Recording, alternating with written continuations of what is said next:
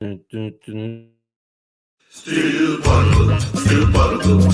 Boston Celtics, still Poddable, still Poddable. Oh yeah! Still Poddable, still Poddable. Boston Celtics, still Poddable, still Poddable. And a 19. Beat Rob, Jim, Packard, J. King. Still Poddable, still Poddable. The Caesar on the court to get another ring. Still Poddable, still Poddable. Everybody in the chat now sing. Still Poddable, still Poddable, still Poddable, still Poddable. The Boston Celtics, still Poddable, still Poddable. Oh yeah! Shut your ass up, Daddy's always halfway there.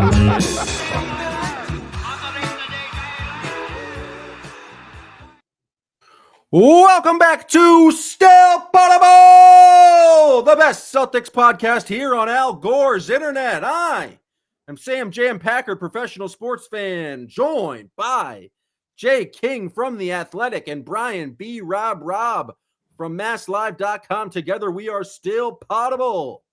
We are coming to you. This is the free episode. We are a Monday through Friday Boston Celtics podcast, gearing up for the Boston Celtics playoff run. But today, this is the free episode. We are on the CLNS YouTube page, and that means we are brought to you by Game Time app.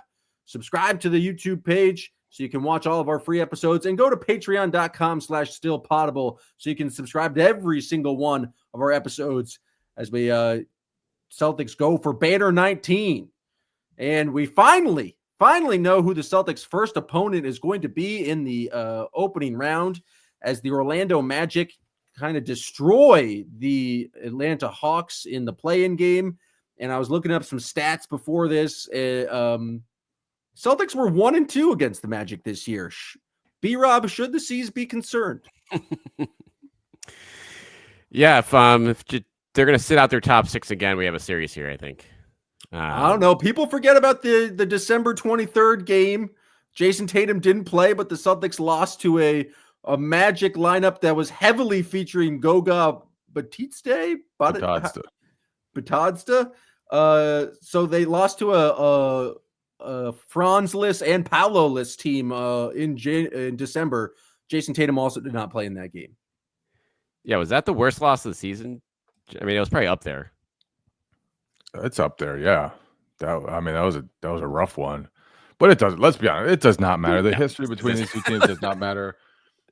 The only thing that matters to me in this series is whether the Magic can somehow make enough threes to score, because I just don't know how they're going to consistently manufacture points against the Celtics defense. Even in this game against Atlanta, scoring was difficult for Orlando for most of the game. Then Cole Anthony went wild. Anthony Black had a great game. They've been just an abysmal shooting team this season. They start Corey Joseph now, who's not exactly like the type of guy who really breaks down a defense and leads to high scoring offense. And but they are physical. They're big. They've got size at every position. And Franz Wagner and Paolo Banchero can go get tough buckets. And so that's where this Magic team is tough. That's where it could be, a challenging series. Even if it's not a long series, games-wise, the Celtics might leave this series and think, you know what, we're not super confident in ourselves right now because they disrupted us. They got into us. They got after us. That's just what the Magic do. But they're diminished after losing Jalen Suggs. They're diminished after losing Mo Wagner. And I don't think this should be like the longest, best series ever. No. But this is a team that could beat the Celtics up in 5 games from a physical standpoint, to your point, Jay. Like, they just have a lot of big bodies. It's the second best defense in the NBA. They can't score for shit. They have the fourth worst offense in the NBA. Right. I mean, exactly. It's a perfect mediocre team, 2 extremes. And so this will be a nice early test for the Celtics offense, because they have size almost all over the floor.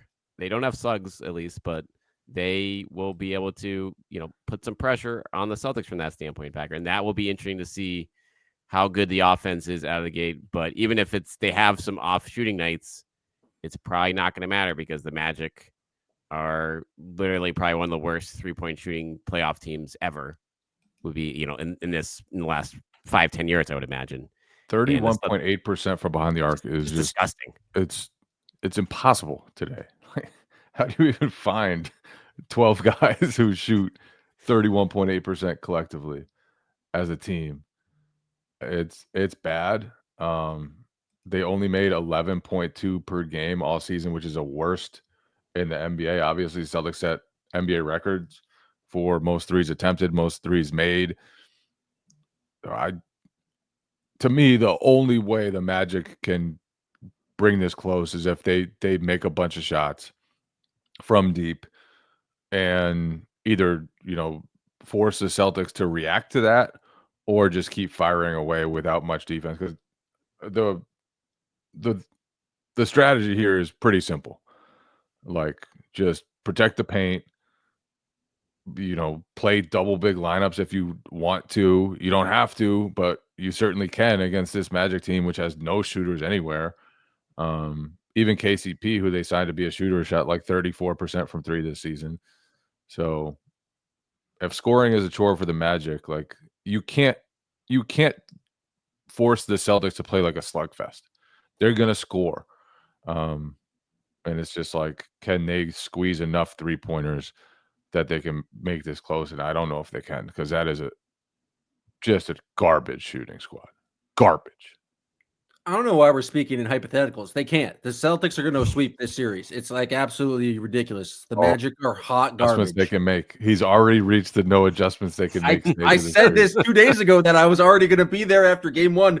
I'm calling it before game one. There are no adjustments the Magic can make to beat the Boston Celtics. What I'm curious about is, given that they're such a I guess, tough defensive team, but also the Magic are like a physical team who really killed the Hawks tonight on the offensive glass. Is this more of a double big series? Do you even start double big just to throw more like bodies out there and maybe give Jaylen Brown a little bit of a rest? I think we'll talk about Jaylen a little bit later, because we saw him practicing today and we got some comments from Mazzulla. But Jay, like, what do you think that the strategy is from the Celtics, just in terms of what lineups they run out there to counter? One, the Magic have a great defense, so you probably want more shooting on the court. But two, they do have a lot of size and they do kind of punish you on the offensive glass. And so it might be a situation where you throw in that second big, so Kristaps can kind of be that guy playing center field, hovering, and Luke Cornett, we've seen him do really well in that role and kind of help out rebounding there. So what direction do you think the Celtics do head in when they're playing this team? I don't think they changed the starting lineup. I think you go with the normal starting lineup, obviously. But beyond that, this is a too big series. This is absolutely a Luke Cornett series. There are so many guys that he can sag off of and control the paint. There are so many guys Kristaps Porzingis can sag off of and control the paint. Like, you're not going to get punished for having two bigs out there in this series. You're just not. And I mean, that's been one of the Celtics' best looks all season. We've talked about, is it going to be a viable solution in the playoffs? I don't know if it will be throughout the entire playoffs, but I'm pretty convinced that the double bigs will be a great look against this Magic squad, and that you'll probably see a lot of that during this series. And especially if Jaylen Brown is still on a minutes restriction, especially if you can't get, his normal 40 minutes per game in the playoffs or close to it, then going big is just going to be really helpful for the Celtics in this series. I don't see why they won't go to that a lot. I don't see the real downside of that in this particular series. And I just think, given how well they've played with that all season, really on both ends of the court, then Luke Cornett, shout out to you. This series is going to be for you, baby. Yeah, the Magic are tailor-made. Like, if honestly any team in the playoff in both conferences, like, if this is what a too big series is made for here for the Celtics. Like, this is the opponent you want if you want to roll that out there, and that's great, because if you're Joe Mazzulla, you're playing the long game here. It's going to be a long grind this time around. You don't want to have to play Jaylen 40 minutes regardless. You won't And have you to can play play Drew 40 minutes don't have to play regardless. 40, exactly. Drew, Al Horford, Porzingis. You don't have to play those guys at center much all by themselves, which have not been, against a team like this, you could get beat up on the glass if you weren't going to play one big out there. But you get two out there, becomes a little bit more manageable, keep their minutes down, and you get to play 9 guys. So it's been a real rarity this year. They've been able to do that with everyone healthy, but now it's set up for it, and this is the right type of opponent to do it against. Who do we think is going to be the most annoying member of the Magic, and why is it Cole Anthony? It would have been Jalen Suggs. It would have been Mo Wagner. Jalen Suggs is hurt, but Mo Wagner, he would have been irritating, but it also would have been kind of funny because I don't know if he would have had like an enormous impact in the series, but Jalen Suggs would have been like getting steals and just mucking things up, and then it would have been just really frustrating. But he's not out there. It's Corey Joseph instead, which is a massive downgrade. Is it going to be Corey Joseph? Because it seems like it's going to be Anthony Black and Cole Anthony based on like the team that was playing down the stretch of this game, the play-in game. Like they don't have any good guards. And so they're going to try anything that works. And if those guys can knock down some level of shots, I don't expect we'll necessarily see Corey Joseph. But I think Cole Anthony's is their Corey best. Joseph has been starting for them. Right. I'm trying to figure out how many games he's started in a 16, row. He started 16 games March this year. 13th. Yeah, March 13th, he's been their starting point guard. How long has Corey Joseph been in the NBA? Because it feels like it's like 15 years at this point. Am I crazy? He was 2011. And he's also been kind of washed for like a while. Yeah. 4 years, maybe? Like Corey Joseph stopped being a factor a long time ago, and now he's starting against the Celtics in a playoff series. I don't think that will last, by the way. I would the NBA champion Corey Joseph. People forget he was on that 2014, the best offensive team ever with the Spurs. The most beautiful game. That's where Corey Joseph learned how to play basketball. So maybe he can bring that toward the Orlando Magic. Am I wrong, though? Like, is there any reason to think this series is longer than 4 games? Like, what has to go wrong? The Celtics really put their head directly into their asses for game 3 after blowing them out in the first 2 games? Like, is there anything the Magic can do? I'm doing they can't make any adjustments now. Yes, there is.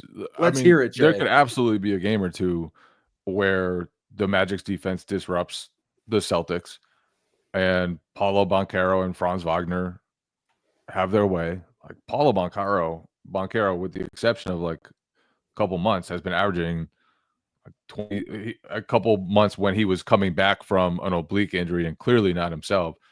Outside of that, he's averaging like 27.5, 7 and 6 or 7 and 5 this season. Like if you look at his numbers, take out that one stretch when he just came back from injury, he's been really, really productive all season long. Obviously, the three-point shooting can be an issue, but if he gets hot for a game or two, if Franz gets hot for a game or two, if those guys are getting to the basket and powering through you, and they can do that even to a really great defense, then it could be a longer series. But like the bigger picture, I think, is that Celtics should be able to overwhelm the Magic offense for the longer haul of this series.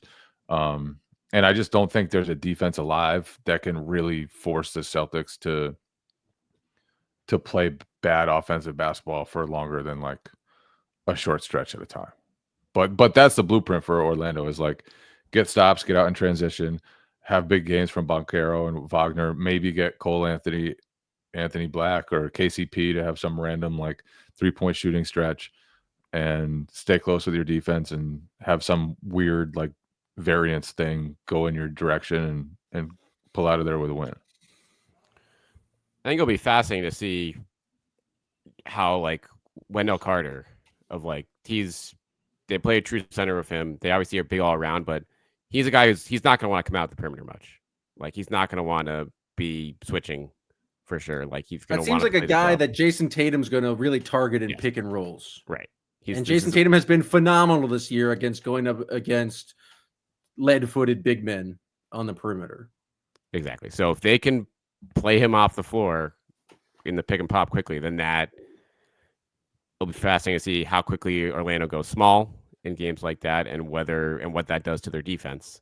But all year long, they've been a team that's relied on their size, relied on being big down low. But the Celtics are obviously one of the only teams in the league that can punish that with shooting at the 5 all the time, unless Luke Cornett's on the floor. So they will test this Magic defense in ways they haven't been tested all year, and it will be, unless the Magic get hot in a game and the Celtics shoot 25%. I'm with you, Packard. I would max this out at 5 games. Throwing one of those in, I would be stunned if this goes beyond 5, just based on that fact of how bad they've been. Orlando is offensively, and how good the Celtics defense can be when they want to be. So that's like, if they're struggling to score against the Hawks on a Tuesday night and playing, like, what is it going to look like against a Celtics team at full strength when they're playing double bigs? One other thing that could kind of be like a big factor of this series is that the Magic, one way they do score points, and they don't score a lot, but one way they do is they get to the free throw line a lot. And the battle there, can they get to the line, or can the Celtics, who typically like avoid fouls and do as good a job as anybody at doing that, if they can continue their success there, then it's going to make scoring even more difficult for Orlando. So I think that's going to be something probably Joe Mazzulla stresses a lot in this series, like force them to make shots, force them to put the ball in the basket without sending it to the free throw line. Don't give them those easy buckets that can, keep them in the game, that can keep them close, that can just obviously put you in foul trouble. That should be something that's a real key for them, I think. It's going to be interesting when the Celtics take on the Magic in Game 1 in TD Garden.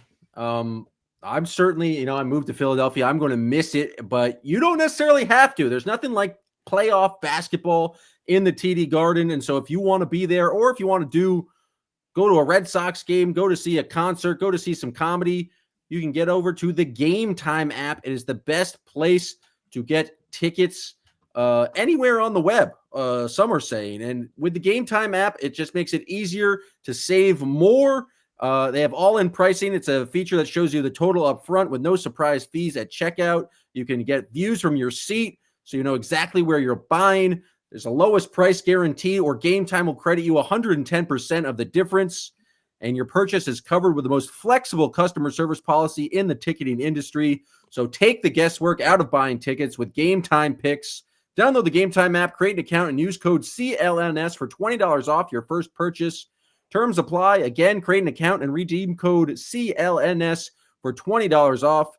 Download Game Time today. What time is it? Game time.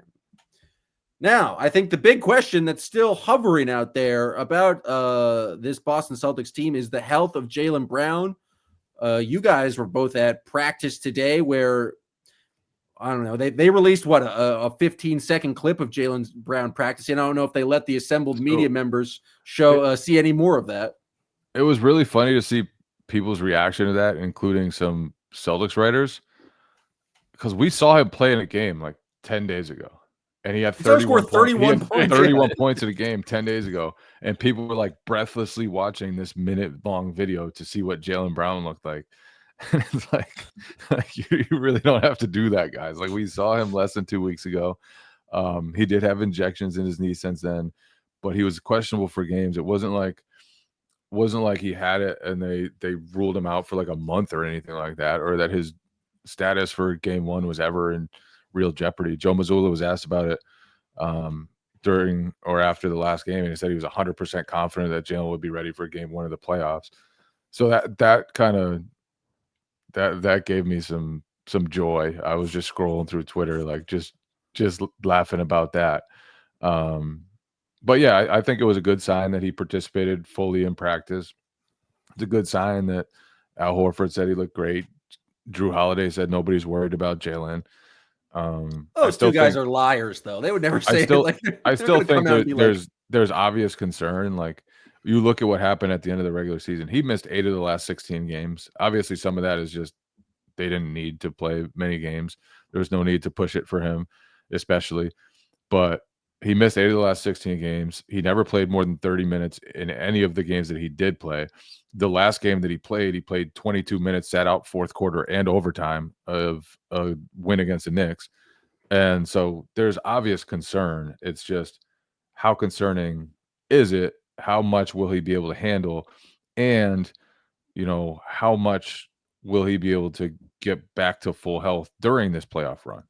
And, you look at the Magic series, you get a week before the series because of the play-in tournament. And then you start it on Sunday. If it's a quick series, you get like another week to rest and relax. So it's possible that as they go through this playoff run, that he'll have some time to be off his feet. He'll have some time to get closer to full strength. But there's definitely some concern, regardless of what Al Horford and Drew Holiday want you to believe. Yeah, it's you saw it. He was playing games, but you also saw what he looked like in those games when you're playing, 3 and 5 nights or whatever. And he is the first round schedule. Even if it goes 5 games, they do tend to stretch these babies out. So he should get at least 2 days off between a couple of these games, the start of the series, certainly when they travel down to Orlando.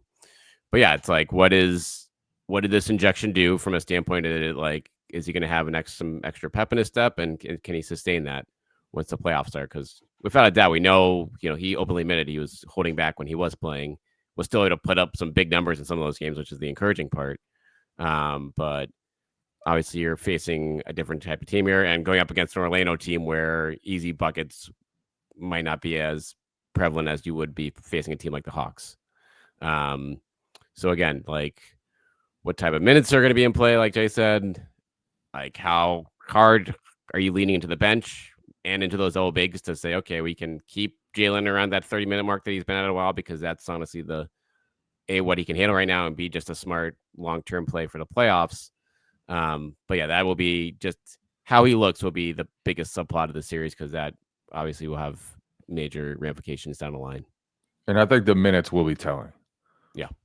Like, if they ramp up his minutes and he's playing a real playoff load, then that means they're confident that he's right enough to handle all of that. But if they're holding him back to 28, 30 minutes and still keeping him on that regular season plan, not a great sign. Even if it's just smart. Like, will we even know against Orlando though? Like, are they? I feel like you're just predicting blowouts in every game.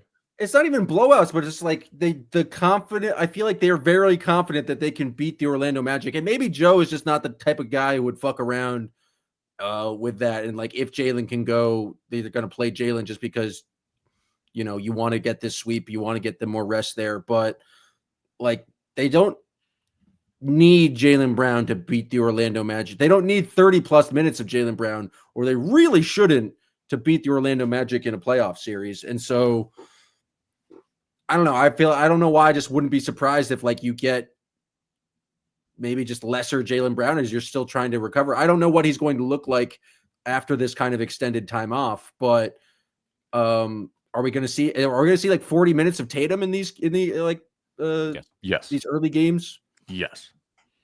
Yeah, I mean, I would be shocked if we don't see 40 minutes of Jason Tatum. Tatum averaged 40 minutes per game in last year's postseason. Jaylen averaged 37.2. Now that you look at some of the series, maybe early on he wasn't there at that high, but I think like Joe just likes to play. Joe likes to go for the kill, and Joe likes he quote unquote would not run his stars on the ground, but like really lean on them, and it paid off a ton last year because all those series were short, and so it's like they got plenty of rest they needed. But like Jay, like that will be the telling tale. Like Jaylen usually is a 36 minutes per night guy, no matter what, in the playoffs. If he's not there, a deeper bench this year, like more. One, Kristaps is healthy and is actually playing, and I feel like Pritchard's better, Cornette's better. Like they have more guys there. You don't necessarily need to ride your starters for. But if he's right, you're riding him. Like that's just how it would be. Right. It's like the regular season. You're gonna like what is he averaging in the regular season right now? Like for the season, like 35, 36. Like you're gonna play him at worst in the playoffs, regular season minutes. I guess he was at 33 in the regular season. But that was partially because the last That's right. Many games he was well under that. Good point.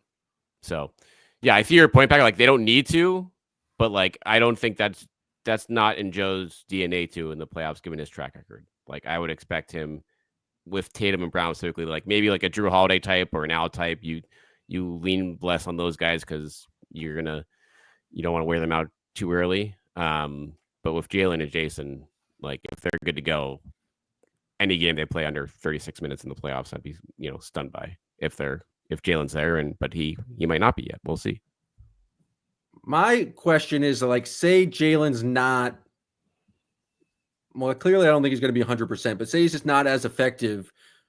We saw him not play in the fourth quarter in overtime against that Knicks game, but that was a meaningless game where he's coming back and he's on this minutes restriction. How willing is Joe, in the hypothetical where Jaylen doesn't look good, to go away from him and close maybe without him in the lineup, close with a double big, close with Peyton Pritchard down the stretch? And even I think it doesn't necessarily have to be Jaylen Brown we're talking about. We saw Peyton Pritchard close for Drew Holiday a number of times in this season. How willing, Jay, do you think Joe is to kind of to change up and go away from these like veteran guys who won a championship last year in the playoffs? I think he wants to be willing. I think it's harder to make that call when you're in the heat of the moment and the group that you've trusted last season throughout the playoffs is that starting five, and like to bench Drew Holiday, it would be hard. After all the big plays he made for you last season, to bench Jaylen Brown would be hard, not just because of how productive he is, but also because of how key he is to just like the way you play and having so much versatility and being able to guard someone full court. And so the only reason you would consider that is if he's not right, obviously. That said, I do think he has a lot of confidence in the double big lineup. I think he has a lot of confidence in Peyton Pritchard, and they definitely have other options, probably that they didn't feel as comfortable with last season, but they might need those options. And I think it could be, decisive whether Joe is able to pull the trigger and go with the lineup that works, because that starting lineup had a 0 net rating this season, like 0. And I don't know if that's always going to be your best look. A lot of the time it will be. I just don't know that it will be all the time. And his willingness to change and his ability to do it in the right moments, that could go a long way toward deciding whether, one, they win, and two, whether the series are as quick as they should be, and whether they get enough rest, and whether Jaylen's able to get off his feet, and all that stuff that matters in the long run. Because last year he really didn't have to make any decisions like that, like not one. It was just a smooth, seamless ride, and this, I think it's just going to be a lot more challenging this year, though probably not really Orlando. Yeah, to me, I think repercussion back on that. I think it's the most fascinating part of the playoffs, is that standpoint of like Joe is clearly excited when he's talked to us just about the additional flexibility, the additional options he has this year, but the track record of what they did last season with that group is always going to be there, as long as just what those guys have done throughout their career. So whether it's a situation with Jaylen, where in my mind it's like, all right, he has a bad game, doesn't look great in a game, like I imagine he'll let him play through that. But if it's like 2 or 3 games in a row, then to me that's when things get interesting in a series. But if they're still winning games, it might be Joe might be like, all right, let's lean on him anyway here, so he can like figure this thing out.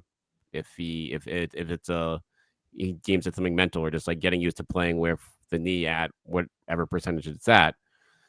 But the double big stuff is always going to be there. Like the numbers, like Jay said, like the double big has been better than the starting lineup all year long. And the sample size from the starting lineup, that was like probably the 15th or 20th most, like it was in the top 25 of lineups played in the year. So there's a big enough sample size there. It hasn't played much together lately, but like there's enough data there to be like, all right, this is a little weird. That might change in the playoffs in a hurry if they all click in together. But if not, you have a whole bunch of other things to rely on if you need to. And whether they get to that in crunch time will be the fascinating thing. I would even put Kristaps Porzingis into the category of, do you close with him all the time? Sure.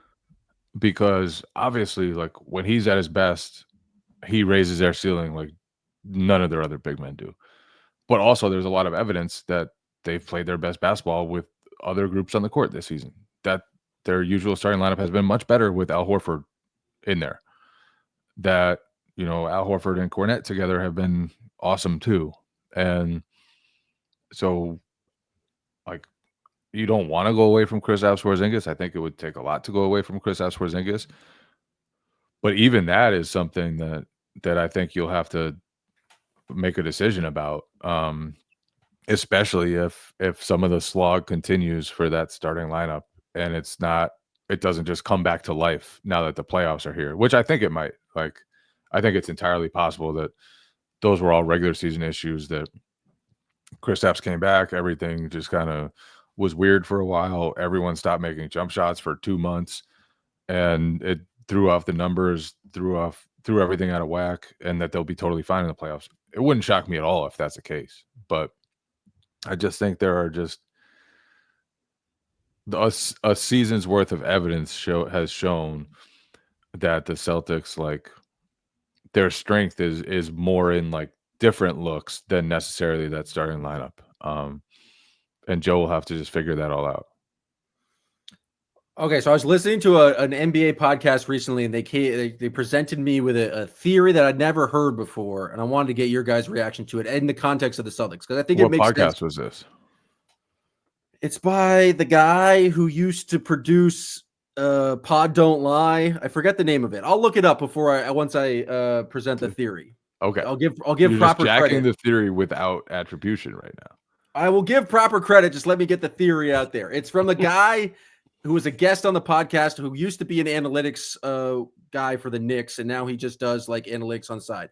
But the theory is that the NBA transitioned from a league where having the best in player on the best player in the series was the most important thing, to now it's a league where your worst player is the most important. And so like teams have gotten so good at targeting either guy on offense, and that the best teams are the teams with no weak spot. And so NBA of yesteryear, of 10 years, it's like LeBron James could drag Boobie Gibson to 60 wins. But now you see a team like the Nuggets with Nikola Jokic, who just like can't do that because he does not have this like supporting cast around him. And so do you guys agree? I guess I'll start with you, B-Rob, that like the league has turned into like you are only as good as your weakest link type of league, because it's gotten so sophisticated in targeting that one guy who's bad on offense, you can sag off of him. That one guy who's bad at defense, you can be targeting. And how do you think that connects to like this conversation we're having about the Celtics lineups? Because like Peyton Pritchard, he is a guy you can target on defense. Is he necessarily like as reliable of a player in the playoffs? Kristaps is not a guy who can switch through everything. And so maybe that's a bit of a weakness. And so maybe that's why you have more success with Al Horford. I don't know. I just thought it was an interesting theory, and I never really thought about it in that framework before, but it feels like it makes sense and it explains kind of the Celtics' success, at least last year. Yeah, I like that from a standpoint of, I don't know if the league is like all the way there, but it's certainly like become more front and center. Like teams have become more and more ruthless over the last few seasons of targeting those guys time and time. But that would happen before.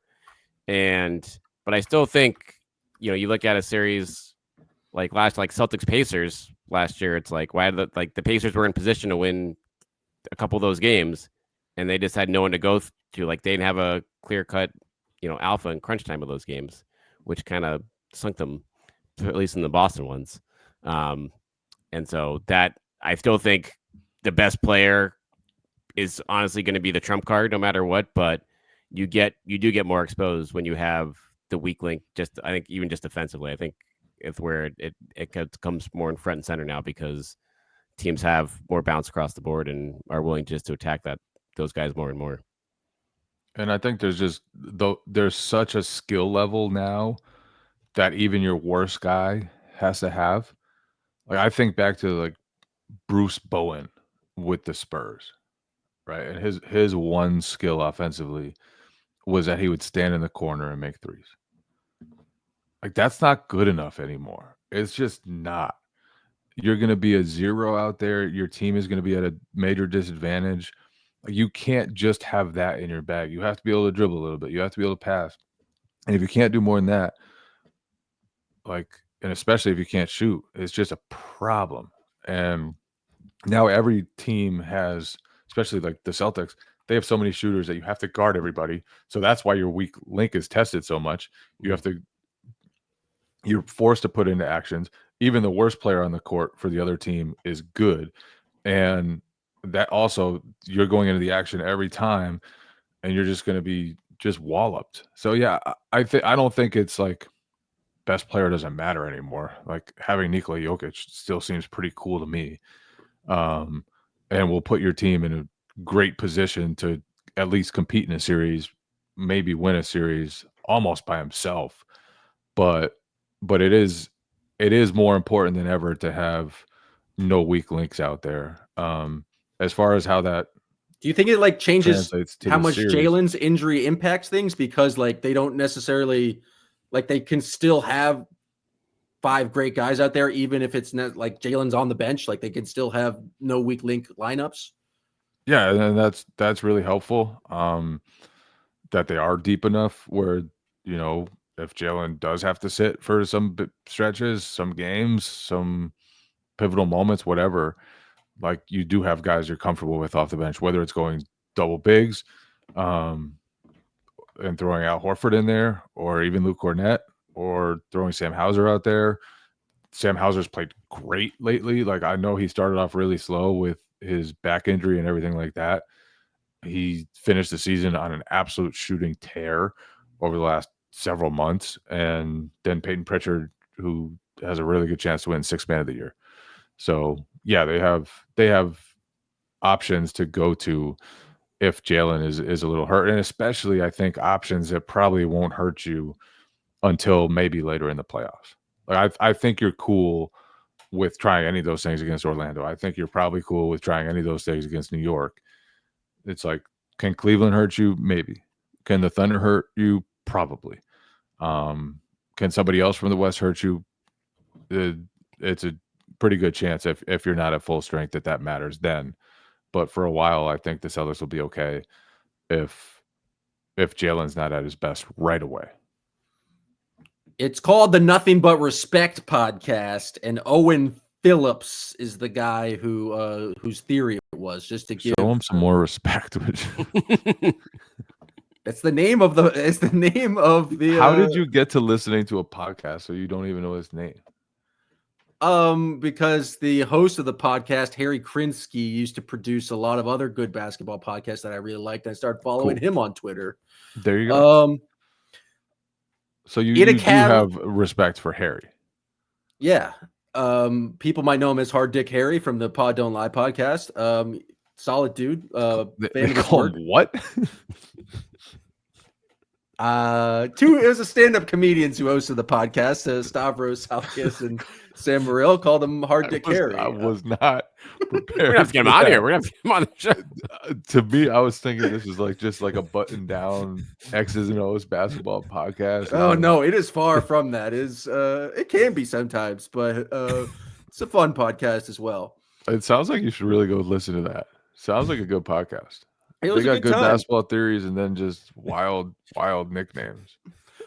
They were also talking about that, how opponent 3-point percentage is like supposed to be like all luck, but then they're trying to explain but the Celtics are the one team that just doesn't explain it whatsoever because they've been top 5 in it for the past 10 seasons, and I don't know how to explain that other than devil magic. I can explain it. They've had great defenses for a long time. They've had super well-coached defenses for a long time. They're smart with the scouting report, so they're leaving the right guys. Like, it's not luck. The people who say it's luck, because it usually balances out year to year. Why does it balance out year to year? Because not every team has sustained really good teams and great defenses like the Celtics have had for the last 12. It balances 13, out season to season. Years. First 41 games and second 41 games, it normally balances out. It is one of the most lucky statistics that there is. That's one of those things where, statistically speaking, if you look at it in the long grand scheme, yes, you can say that whatever you want. If you actually have ever played basketball, watched basketball, you know that defense matters, and defense matters to shooting percentages. And I know it's not the theory or whatever is that like once a team gets a shot, you can't control whether it goes in or not. But if you're a great defense, you are giving up the right types of shots to the right types of people at the right time in the game, and over the cumulative effect of that is typically should be lowering 3-point percentages. It's not devil magic. It's good defense. You analytical freaks. You should have called an analytical dick, like mathematical dick, like Goodwill Hunting. And I know this is like established math, and I'm going to just sound like this guy yelling at established numbers. But good defense matters, people. You can't measure it just in 3-point percentage because good defense forces you not to take that three. And so it's like the threes that teams do take against the Celtics are going to be just like a worst, if you want to throw math, expected percentage, just because they will force you. Like they were very good at forcing above the break threes, more so last year. And that's a product of like good defense and reading the scouting report. And so it's like, it's hard to capture exactly what's going on just in one metric. Voodoo. Some call it voodoo, some call it devil magic. My question is, taking a step back, like it feels like everything's destined for the matchup between the Cavs and the Celtics in the Eastern Conference Finals. But using this paradigm of worst player in the series, or like worst player, obviously not worst player in the series because not everyone's going to play, but versus like Celtics starting lineup versus Cavs starting lineup, B-Rob, who is the most vulnerable guy in that series? And does that translate to who do you think is going to win that series?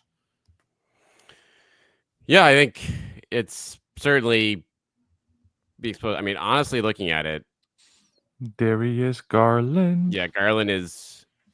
Part of me wanted to go Strus, but Garland is, from a size standpoint, has always had his hands full with this team. He's a target. He's a target. And he usually doesn't score enough on the other end to make up for it against the Celtics, because the Celtics have the defense that doesn't let him get loose most nights. But yeah, Garland is the guy, I think, next to Strus. Like Tatum loves to go at Strus. And if Jaylen's healthy, he probably does too. But Garland, I think, with a bullet like in the pick and roll, like that's just the guy getting him onto any of those guys, getting him on any big. Like that's just, he's going to be there all night. And that's, we'll see what Kenny Atkinson, like when that series goes along, how he handles that situation, because obviously once Mitchell got hurt, he had to lean on him plenty last year, but now he has at least some decent alternatives with more size if push comes to shove and he's just giving up too much on the defensive end. I think it's Garland. And I say that with a lot of respect for Garland's offensive game. And like he had a bad series against the Celtics last year. For the long stretches of that series, he was bottled up. I don't think that will be the case again in a series against the Celtics or anyone else. I just think he's really good. But he's just small. And he's slight. And against the Celtics, especially if Jaylen Brown is right. And that could be where not having Jaylen at full strength really matters, because he is so good at posting up smaller guys. He is so good at driving against smaller guys on switches. He is so good, like as good as Tatum is at like putting a slow-footed big guy in jail, like you referenced earlier in the show. Jaylen might be better at like just punishing the smaller defenders. And so I think it might let Cleveland off the hook a little bit if Jaylen's not right. Obviously he'll have, if they do reach the Eastern Conference Finals, if both teams reach these Eastern Conference Finals, he'll have another month or so to try to get that knee right and try to work himself into top form. And who knows, maybe these injections helped. Maybe he, won't look as rocky as he did toward the end of the regular season. But his ability to punish guys like Garland and just smaller guards is going to be a major factor for the Celtics deep in the playoffs. I think that's the reason I like have a lot of confidence against. Obviously, the Cavs have had an amazing year this year, and they're drastically better than they were last year. But I think that's the confidence I have for the Celtics going against the Cavs. Is the Cavs don't have what I see as a 5-man lineup with no weak spots. Like they can go their own double bigs, but you're helping off Jared Allen, and then you can target Darius Garland. I know they brought in DeAndre Hunter, and they can like go a little bit bigger, but there's no they don't have 5 great two-way players, at least in the lineup I can think of. I'll be honest, I haven't watched the most Cavs games this year, but I just think the Celtics have that advantage of. But you listen to Hard Dick Harry, so you know a lot about basketball. He knows ball. What can I say? I just think the Celtics have that ultimate advantage coming back to this. There's no weakness necessarily on the court. There's no guy you can specifically target, where it feels like the Cavs don't have a lineup that is necessarily like no weaknesses at this point. And so at the end of the day, I think that is what gets the Celtics to the NBA Finals. Yeah, I said it. Bold prediction. The Celtics will make it to the NBA Finals. And I've already predicted the Celtics in 4. Do you have any bold predictions for the playoffs for, what's going to happen? We can start small with just the Magic series, Jay. Celtics are going to win another title. Ooh, even bolder than me. You had to one-up me. Yeah, I don't know if I would have predicted that in January, but the way they played down the stretch of the regular season, just sort of the attitude they had about the final stretch of the regular season, they finished with 61 wins, just about what they did last year, even though Kristaps missed essentially half of the season. Al Horford has looked as good as he has in years, which is crazy. Like Al Horford's been awesome lately. Drew Holiday's shooting has picked back up. Jaylen is like the big question mark right now. But I just think this is actually a better team, a more complete team than the one that won the championship last season. So the competition is much better. It won't be as easy a journey no matter what. I think even if they play great basketball throughout the playoffs, like it just won't be as easy. But I think they're going to do it again. I'm going bolder than Jay. Whoa. They're going to win 3? Porzingis is going to play in all 4 series. Ooh. His previous game high for postseason is 7 games. And I don't think he's playing all of them, but I think this is as healthy as he's been around. He's been good to go outside of the stillness situation and is playing phenomenal basketball, offensive basketball at least. And now with that in play, with the fact that they don't have to ride him for 35 to 40 minutes, with Cornette being a viable option and obviously really good bench options as well without Pritchard and Hauser. I think this is the year we actually see it. It's hard. It's easy to forget right now that he only played against the Heat and against the Mavs, and then they still did this. But now with him in the fold all the way, I think he's going to do it. I think he's going to be out there. All right, I'm going to go bolder than both of you. You just taking another one, taking another swing at it. Yeah, why not? It came back around to me. Luke Cornette is going to do something in this playoffs that's going to get him a statue in the city of Boston. Wow. I don't know what it is, but there will be a Luke Cornette game, and he's going to have huge moments, and he's going to become a hero in the city of Boston in this playoff run. Will it be bigger than a Leon Poe game? Yes. There'll be multiple Wow. Luke Cornette games. There might be a Luke Cornette series even. Would it count if it's against the Magic? No. I think it only counts. I like the. Is he going to have double doubles? Well, I'm not going to go that far because predicting Luke Cornette double doubles has been not a successful thing for me in the past. But predicting that he's going to get a statue. You guys went bolder than I did. I had to, up the ante a little bit. I didn't expect that. I thought you guys were going to just be like, oh yeah, they'll probably beat the Magic in 5. So, I didn't know what to do. So I predicted the Luke Cornette statue game, but that's where we're at. And maybe we're getting a bit ahead of ourselves. We still got a lot of playoff basketball to play. We still got a lot of podcasts left in this week before the Celtics take on the Magic. We're assuming the Sunday matinee game, but we'll keep you updated on that.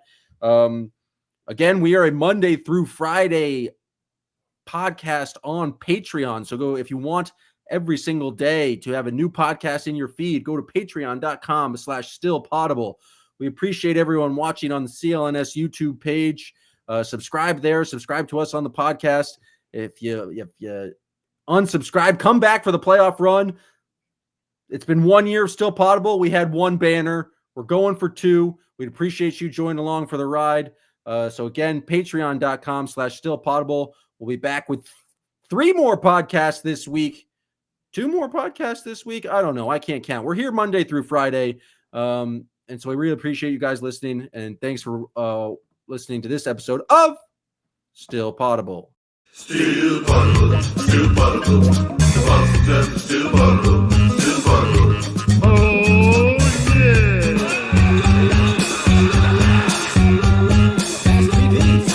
Slow down from eating and drinking and all that wild stuff.